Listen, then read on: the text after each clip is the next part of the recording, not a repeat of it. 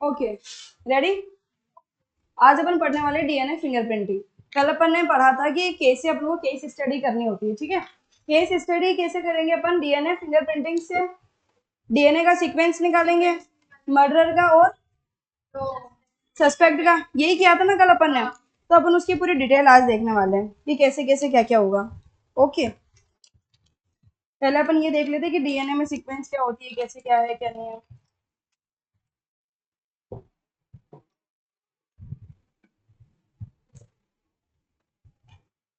लिखो।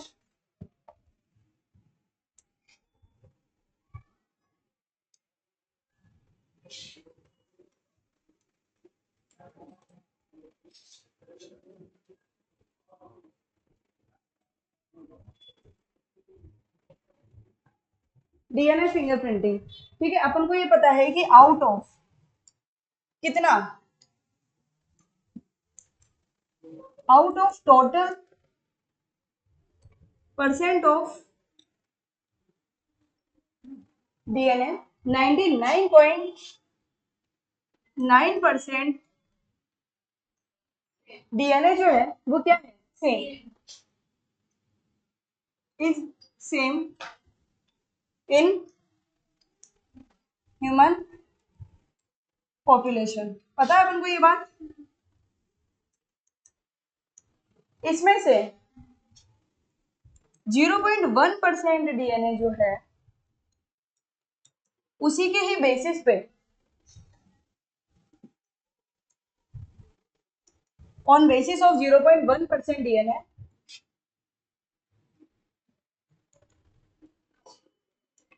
We can identify the, क्या क्या आइडेंटिफाई कर सकते हैं? We can identify the twins. Twins जो है इनमें भी क्या है?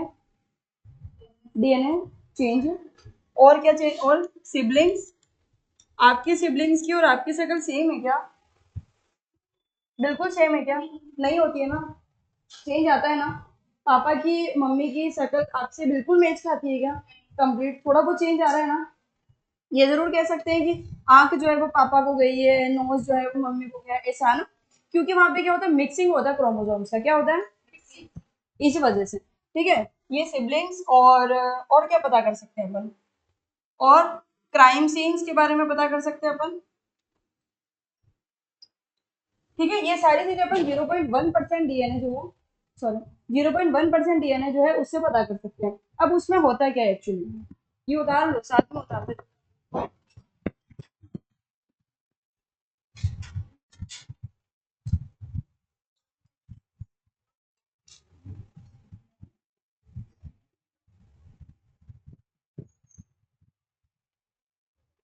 बताओ, ये आपका क्या है? टोटल डीएनए है, 100% डीएनए। उस 100% डीएनए में से यहाँ से लेकर यहाँ तक आप मान लो 99.9%, और ये मान लो आप 0.1% विजिबल है। थोड़ा इसको छोटा, 0.1% डीएनए। ये जो 0.1% डीएनए है ना, इसका नाम है सैटेलाइट डीएनए। क्या कहेंगे अपन इसको? क्या कहेंगे बेटा? Satellite DNA.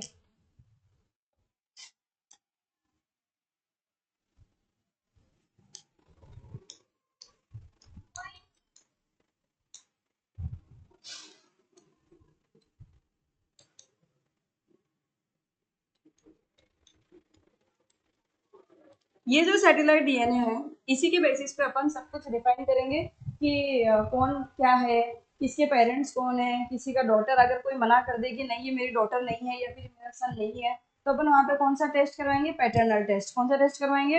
पैटर्नल टेस्ट, जिससे ये पता चल जाएगा कि ये इसके पेरेंट्स ओरिजिनल में है या नहीं है। तो ये जो सैटेलाइट डीएनए है, ये दो तरीके के होते हैं। कितने तरीके के हैं? Two types.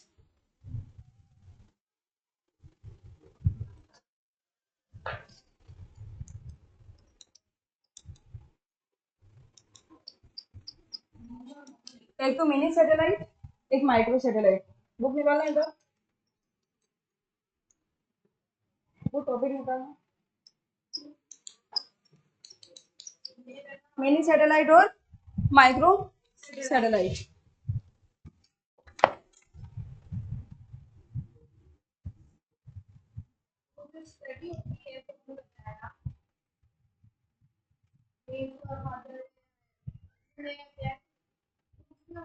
हम्म,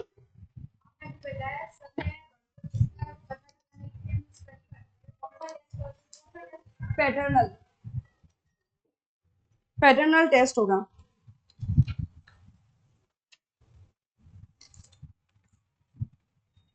अब देखो, ये जो मिनी सैटेलाइट और माइक्रो सैटेलाइट, ये किसके ऊपर डिपेंड कर रहा है, किस चीज के ऊपर डिपेंड कर रहा है, एटी रिच और जीसी रिच के ऊपर। अब देखो, इनमें से मिनी सैटेलाइट अपन उसको कहेंगे जिसके अंदर एटी रिच कंपोनेंट होगा, और माइक्रो सैटेलाइट अपन उसको कहेंगे जिसमें, सॉरी उल्टा बता दिया, एटी और यहाँ पर आएगा जीसी, यहाँ जीसी आएगा। जीसी सैटेलाइट के अकॉर्डिंग तो अपन बता देंगे, मतलब जीसी अमाउंट जिस डीएनए में ज्यादा है अपन उसको क्या मानेंगे, मिनी सैटेलाइट, और जिसके अंदर उसमें क्या मानेंगे, उसमें क्या मानेंगे, माइक्रो सैटेलाइट।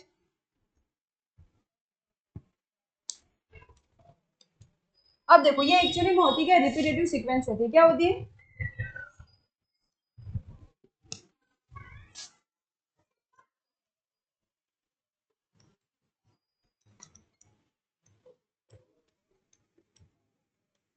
रिपीटेटिव सीक्वेंस का मतलब होता है कि एक ही जो सीक्वेंस है वो बार बार क्या हो रही है, रिपीट हो रही है। जैसे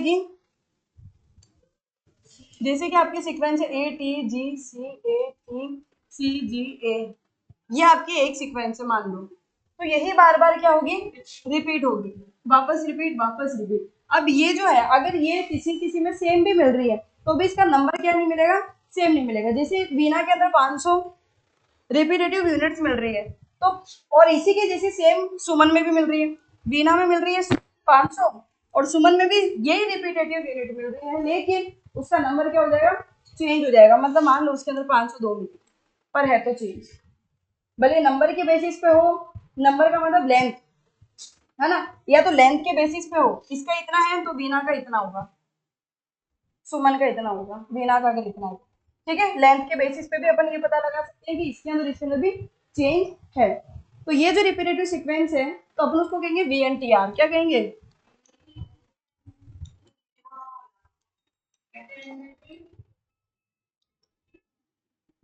variable number of random repeats. हाँ, variable number of random repeats, ठीक है। क्या, किसको कहेंगे अपन ये चीज, जिसमें अलग अलग, जिसमें अलग अलग रिपीट्स हो, ये इनको अपन टैंडम रिपीट्स कहते हैं, जो रिपीट हो रहे हैं, बार बार रिपीट हो रहे हैं, सब में अलग अलग नहीं है। यहाँ पे समझ में आ गया वीएनटीआर क्या है, फुल फॉर्म याद रख लेना, बहुत इंपॉर्टेंट है, variable number of tandem repeats.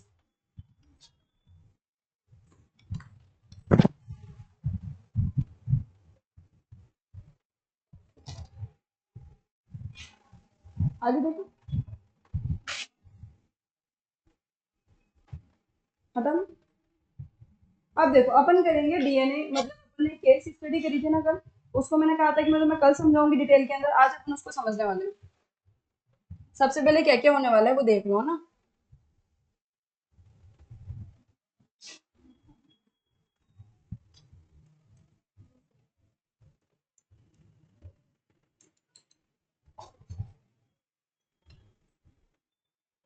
Isolation of DNA, सुनना क्या क्या होने वाला है। डाइजेशन ऑफ डीएनए, उतारते चलो साथ में,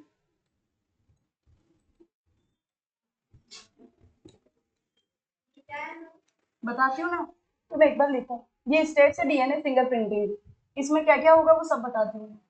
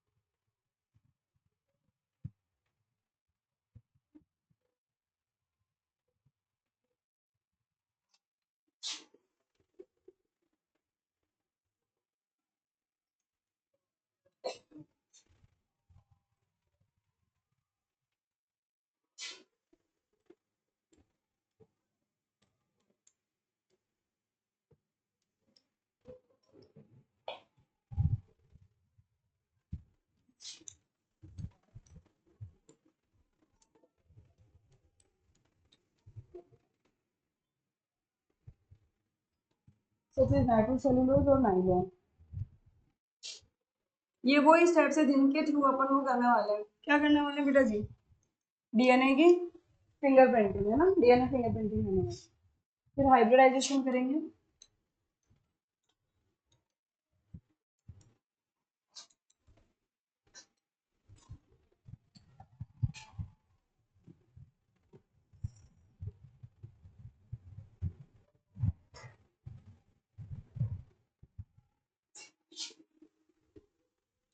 bye labelled VNTR probes, complementary sequence. And the last one is detection of the hybridized DNA fragments.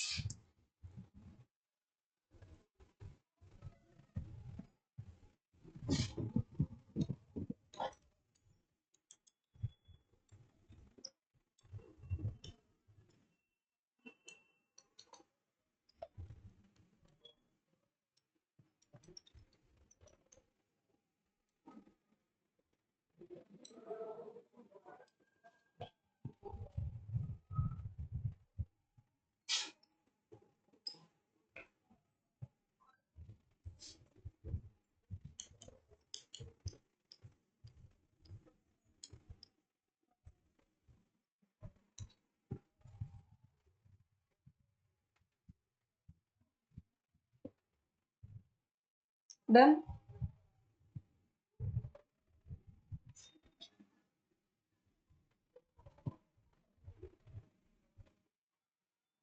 ये स्टेप्स अपन को स्टेप करने हैं।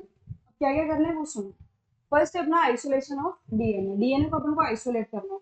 जहाँ पे अपन जिस क्राइम सीन पे गए थे वहां पे अपन को जो जो डीएनए सैंपल मिल रहा है उस डीएनए सैंपल में से अपन को ये पता है कि 99% डीएनए जो है वो सबका सेम होता है। तो उसको हटा के 0.1% डीएनए जो है अपन को उसको रिमूव करना है, मतलब कि आइसोलेट करना, अलग करना, उससे अलग करना है। तो ऐसे अपन को किसका मिल जाएगा? एक सस्पेक्ट, दो सस्पेक्ट का मिल जाएगा डीएनए, और एक क्राइम मतलब जो जिसका मर्डर हुआ है उसका मिल जाएगा। 3 डीएनए सैंपल अपन को एक्सट्रैक्ट करने कर लिए। फिर अपन ने एक्सट्रैक्ट मतलब आइसोलेट कर लिया। पहले तो अपन को जो जो डीएनए चाहिए था वो ले लिया। फिर अपन ने डाइजेस्ट कराया। डाइजेस्ट का मतलब होता है कि अपन ने उसको टुकड़ों में तोड़ा है ना। टुकड़ों में तोड़ने का सिर्फ एक ही कारण था कि अपन को 99 वाले को हटाना है और 0.1% डीएनए जो है उसको निकालना है। ठीक है, तो वो होगा रेस्ट्रिक्टेड एंडोन्यूक्लियस है। ये ऐसा एंडोन्यूक्लियस होता है जो कि डीएनए को बीच में से कट करता है। एक होता है एक्सोन्यूक्लियस, एक होता है एंडोन्यूक्लियस। एंडोन्यूक्लियस वो होता है कि जो डीएनए को बीच में से कट कर दे। ठीक है, फिर उसके बाद में देखो separation of DNA fragments by gel electrophoresis. Gel electrophoresis क्या होता है? एक मतलब कि एक टेबल होगी, एक प्लेट होगी, या फिर यूं कहते हैं ट्रे होगी, जिसके अंदर अपन को डीएनए फ्रेगमेंट जो अपन ने बनाए हैं, ये वाले जो डीएनए फ्रेगमेंट जो अपन ने बनाए हैं उनको इसके अंदर जेल इलेक्ट्रोफोरेसिस ट्रे के अंदर अपन को रखना है। और डीएनए जो कि नेगेटिव चार्ज होता है अपन को ऑपोजिट चार्ज में रखना है, पॉजिटिव, ताकि वो क्या कर सके? मूव कर सके। अब मूव करेगा तब अपन को ये ध्यान रखना है कि मूव कर रहा है तो अपन को डीएनए फ्रेगमेंट्स अपन वहां पे डाल रहे हैं, तो जब वो मूव करेगा तब अपन को नजर नहीं आएगा, उस टाइम पे आपको कुछ नहीं नजर आएगा। बस वहां पे वो जो डीएनए फ्रेगमेंट्स है ना वो अरेंज हो जाएंगे भी कौन से नंबर का क्रोमोसोम है। एक्चुअली में अपन को पूरे कितने नंबर के क्रोमोसोम्स होते हैं? 46। 46 क्रोमोसोम का ही पता करना है अपन को, क्योंकि वो किसी के ऊपर भी हो सकता है 0.1% वाला डीएनए, है ना। फिर उसके बाद में ये फिर उसके बाद में blotting of DNA by the fragments, sorry blotting of DNA fragments to synthetic membrane. अब जो डीएनए, अब वहां से वो जो ट्रे थी ना उसमें से आपने क्या करा? उसके ऊपर रखा आपने नाइट्रोसेल्यूलोज मेम्ब्रेन, ये वाली नाइट्रोसेल्यूलोज मेम्ब्रेन उसके ऊपर रखी। उसमें क्या होगा कि डीएनए के जो फ्रेगमेंट्स है वो उसके ऊपर चिपक जाएंगे। ठीक है, नाइट्रोसेल्यूलोज मेम्ब्रेन ले लो या फिर नाइलॉन की मेम्ब्रेन ले लो। फिर उसके बाद में अब आप वहां पर वीएनटीआर के प्रोब्स यूज करोगे। वीएनटीआर प्रोब्स वो प्रोब्स होते हैं, प्रोब्स का मतलब क्या होता है कि अपन उसके कॉम्प्लीमेंट्री सीक्वेंस लेंगे अब। ठीक है, जैसे अपन ने जो आइसोलेट किया था, अपन ने जो डीएनए आइसोलेट किया था किसका? मर्डरर का, सॉरी जिसका मर्डर हुआ है उसका ना, अपन ने जो डीएनए निकाला उसमें अपन को सीक्वेंस पता चल गई। अब उसकी कॉम्प्लीमेंट्री सीक्वेंस अपन को बनानी है। क्या बनानी है? कॉम्प्लीमेंट्री सीक्वेंस का मतलब उसके ऑपोजिट वाला स्ट्रैंड बनाना है। उस स्ट्रैंड को अब अपन कहाँ रखेंगे? नाइलॉन शीट पे जो अपना डीएनए है ना उसके ऊपर लगाएंगे। दिखेगा कुछ नहीं, आपको दिख कुछ नहीं रहा है, दिखेगा कब? इसके टाइम पे दिखेगा बस। उसके पहले आप सब कुछ जो भी चल रहा है आपको कुछ नहीं नजर आएगा, सब ऑटो, मतलब आप आंखों से नहीं देख सकते हो डीएनए सैंपल को, ये चीज है। ठीक है, अब पहले अपन करते हैं, फिर मैं बताती हूँ आपको क्या क्या करना है। कुछ बात है क्या दिव्या? कोई तो बात है, कोई पॉइंट समझ में नहीं आ रहा? आ रहा है? ठीक है, तो ये है आपका डीएनए।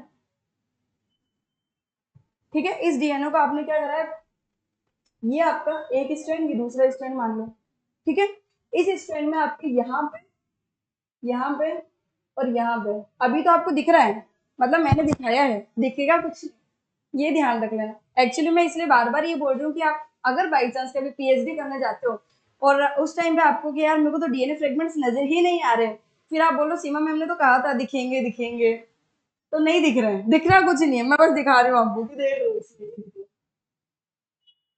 ये आपकी वीएनटीआर की सीक्वेंस है। ठीक है, इसमें एक्स्ट्रा डीएनए कौन सा है, ये ऊपर वाला। तो अपन इसको क्या करेंगे, ये किसका डीएनए है बेटा, जिसका मर्डर हुआ है, तो उसको क्या कहेंगे, एम लिख दूं, है ना। सस्पेक्ट ए और बी बाद में करूंगी। ठीक है, अब इसका जो अपन ने रेस्ट्रिक्टेड एंडो न्यूक्लियस से अपन ने क्या कर दिया, ये तो अपन ने क्या कर दिया, आइसोलेट कर दिया, डीएनए को अपन ने क्या कर दिया, आइसोलेट कर दिया। आइसोलेट करने का मतलब क्या होता है, सेल जो होती है ना, उस सेल के अंदर बहुत सारी चीजें होती है, उन सबको आपको खत्म करना है ताकि डीएनए आप निकाल सको। तो सब आपको क्या डालने हैं उसके अंदर, न्यूक्लियस डालने हैं, आरएनएस डालने हैं, प्रोटीएस डालने हैं, और क्या डालोगे, डीएनएस भी डाल दोगे क्या, डीएनएस डाल दोगे तो डीएनए भी डिस्ट्रॉय हो जाएगा। तो आपको क्या क्या डालना है, आरएनएज और प्रोटीएज, वो डालते ही आपका आरएनए और वो तो हट गया। अब आपका जो बच रहा है वो क्या है, डीएनए।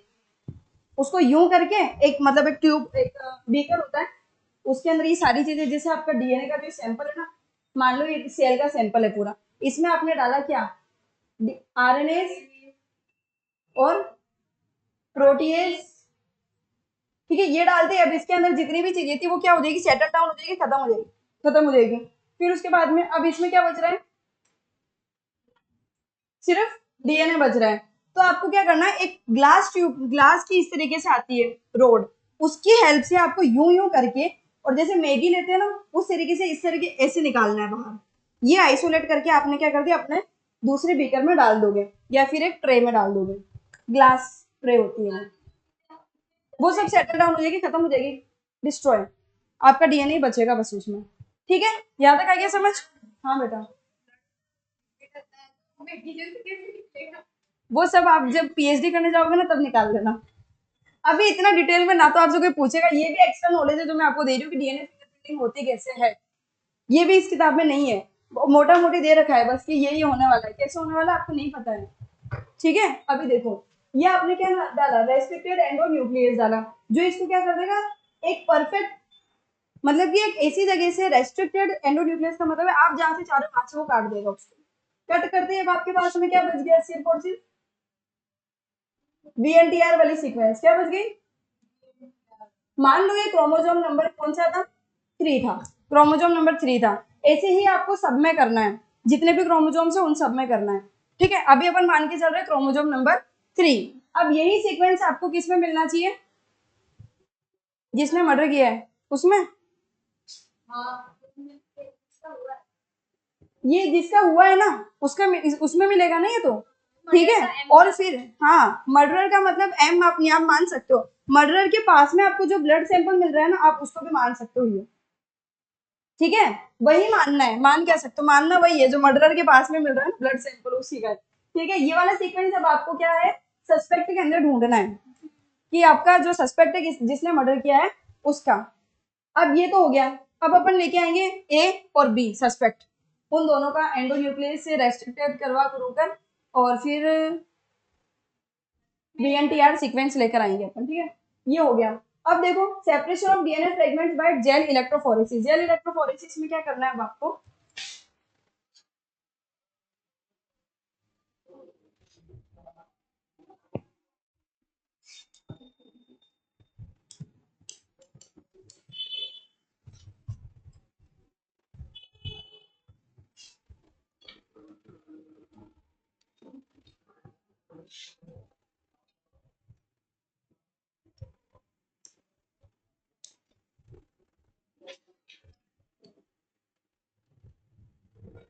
ये होती है बेटा वेल, हुआ, जहाँ पे आपको डीएनए के फ्रेगमेंट्स को डालना है। ठीक है, ये है आपके पास में, यहाँ पे है नंबर 1 2 3 4 5 6 7 और 8। ठीक है, ये है आपका नेगेटिव चार्ज, ये है आपका पॉजिटिव चार्ज। जेल इलेक्ट्रोफोरेसिस में जेल डली हुई होती है। ठीक है, जिसमें इलेक्ट्रोफोरेसिस का क्या मतलब होता है कि आपके जो चार्जेस होते हैं वो मूव करते हैं। एगरोस जेल, एगरोस जो एल्गी जो होती है ना उससे अपन निकालते हैं। ठीक है, एगेरोस जेल, इसमें हंसने की क्या बात है सुमन? एगेरोस जेल इलेक्ट्रोफोरेसिस के थ्रू अपन होगा डीएनए फिंगरप्रिंटिंग। क्या क्या चक्कर है सुमन? कुछ याद आ जाता है क्या इससे? मैंने तो कुछ नहीं बोला, फिर पीछे क्यों मुड़ रही है? सुनना जरूरी है।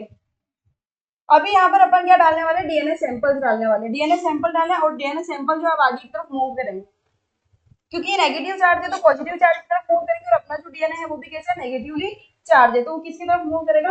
पॉजिटिव चार्ज की तरफ में। जब मूव करता है तो आप देखते हो कि एक जो है,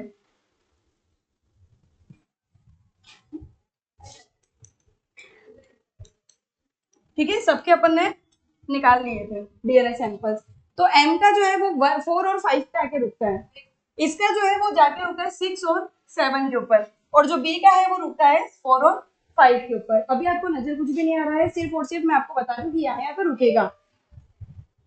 हाँ, तो ये अपन को पता नहीं है अभी ए और बी का कैसे सेम है।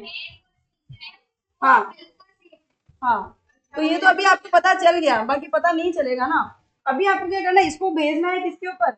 नाइट्रोसेल्यूलोज मेम्ब्रेन इसके ऊपर रखनी है, तो अपन नाइट्रोसेल्यूलोज मेम्ब्रेन इसके ऊपर रखते हैं, जिसके ऊपर क्या होगा, इसके ये जो है ना, ये डीएनए सैंपल वो उसके ऊपर चिपक जाएंगे। ये आपने रख दिया, ऑटोबायोग्राफी से देखेंगे। ये अपने नाइट्रोसेल्यूलोज मेम्ब्रेन या फिर नाइलॉन की मेम्ब्रेन अपन ने इसके ऊपर रख दी। ठीक है, जैसे ही चिपकाई, जितने भी सैंपल, जितने भी ये डीएनए के फ्रेगमेंट्स है वो उसके ऊपर क्या हो जाएंगे, स्टिक हो जाएंगे। यस, नहीं निकला तो वापस करो, इतना भी अंधाधुंध नहीं होता है।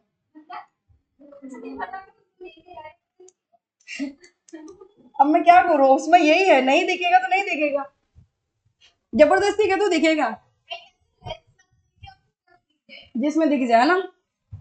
ठीक है, अब ये है पास में नाइट्रोसेल्यूलोज, नाइट्रोसेल्यूलोज मेम्ब्रेन, जिसके ऊपर यहाँ पे यहाँ पे यहाँ पे और यहाँ पे आपके क्या मिल रहे हैं, डीएनए फ्रेगमेंट्स मिल रहे हैं। ठीक है, ये डीएनए फ्रेगमेंट्स के ऊपर अब अपन लगाएंगे वीएनटीआर प्रॉप्स। वीएनटीआर प्रॉप्स क्या है, जैसे कि अपन ने फर्स्ट टाइम पे जो सीक्वेंस अपन ने फाइंड करी थी, किसकी किसकी सीक्वेंस फाइंड करी थी, जिसका मर्डर हुआ है उसकी, या फिर जहाँ पे वो ब्लड सैंपल मिला था उसकी? ब्लड सैंपल की करेंगे ना, तो वो जो ब्लड सैंपल है उसकी अपने पास जो सीक्वेंस मिली है वो मान लो आप ATGC। ठीक है, अब इसका आप प्रोब बनाओगे ना, इसका ऑपोजिट स्ट्रैंड जब बनाओगे तो उसको अपन कहते हैं कॉम्प्लीमेंट्री सीक्वेंस। क्या कहते हैं? कॉम्प्लीमेंट्री सीक्वेंस को ही अपन प्रोब कहते हैं। बनाओ इसकी ऑपोजिट सीक्वेंस।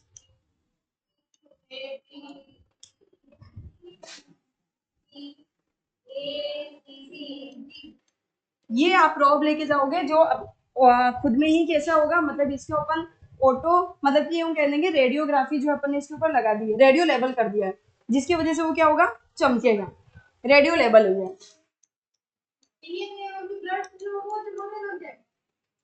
रेडियो लेबल कर दिया अपन ने वीएनटीआर को। ठीक है, अब वीएनटीआर को अपन कहाँ लेके जाएंगे, इन प्रोब्स को यहाँ पे इसके ऊपर लगाएंगे। जब अपन इसके ऊपर लगाएंगे तो अब इस टाइम पर क्या होने वाला है,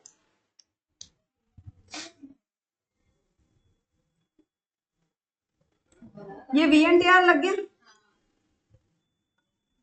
ठीक है, लग गया वहां पे जाके वीएनटीआर। अब जब लगेगा तो फिर इसके ऊपर अपन करेंगे ऑटो रेडियोग्राफी का मतलब क्या होता है, अपन इसको एक टेक्निक से देखने वाले हैं कि इसमें कौन सा जो है वो इल्यूमिनेट हो रहा है, कौन सा चमक रहा है। तो चमकने वाली जो सीक्वेंस होगी वो होगी एम और ए की, सॉरी बी की, ए और बी की, सॉरी एम और बी की, ओ गॉड, एम और बी की। ठीक है, इन दोनों की सीक्वेंस जो है वो चमकेगी। अब ये चमकेगी तो इसका मतलब क्या है कि किसने बी वाले ने ब्लड वो किया है, बी वाले ने मर्डर किया है। ठीक है, सबसे पहले आपको क्या करना है, आइसोलेट करना है डीएनए को, फिर उसके बाद में उसको क्या करना है, रेस्ट्रिक्शन एंडोन्यूक्लियस से कट करना है, फिर उसके बाद क्या करना है, जेल इलेक्ट्रोफोरेसिस में डालना है। जेल इलेक्ट्रोफोरेसिस के बाद में क्या है, वो लेके जाएंगे ऊपर। नाइट्रोसेल्यूलोज मेम्ब्रेन के ऊपर लेके जाएंगे। नाइट्रोसेल्यूलोज मेम्ब्रेन से अब कहाँ पर क्या होने वाला है, वीएनटीआर के प्रोब्स उनके ऊपर लगाएंगे जो कि लेबल है, रेडियो लेबल है। उसके बाद में क्या होने वाला है, फिर ऑटो रेडियोग्राफी टेक्निक से अपन उसको देखेंगे कि कौन सा चमक रहा है। चमकने की वजह से उसमें अपन को शो हो जाएगा कि कौन सा डीएनए फ्रेगमेंट जो है इससे मैच कर रहा है मर्डरर से, कौन सा सस्पेक्ट का। ठीक है, आया समझ। ये आपकी क्या थी, डीएनए फिंगरप्रिंटिंग। बस खत्म, खलास, किताबें बंद हो गई, चैप्टर खत्म हो गया।